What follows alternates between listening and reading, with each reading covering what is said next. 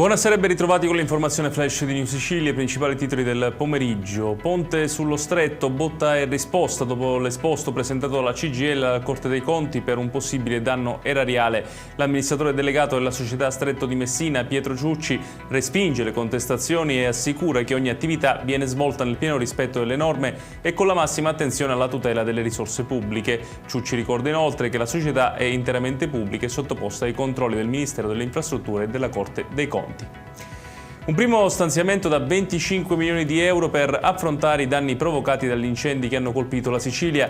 Il pacchetto approvato dalla Giunta regionale prevede 15 milioni per gli interventi della protezione civile e altri 10 milioni per i ristori alle imprese agricole. La misura sarà inserita in un emendamento al disegno di legge in discussione all'Assemblea regionale siciliana.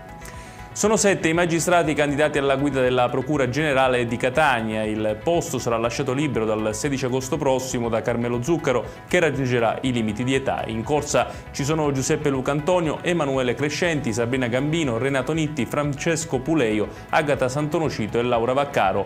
Le domande saranno esaminate dalla 5ª Commissione del Consiglio Superiore della Magistratura.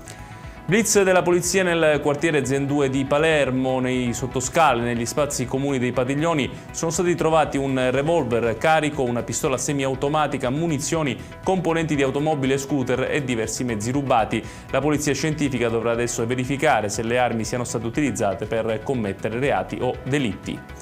Chiudiamo con il meteo, allerta gialla domani su tutta la Sicilia, attesi rovesci e temporali localmente anche intensi, accompagnati da raffiche di vento, grandinate e frequente attività elettrica. Temperature massime in discesa, si andrà dai 28 gradi di Enna ai 33 di Messina.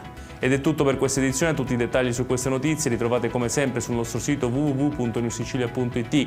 Grazie per averci seguito e buon proseguimento di serata.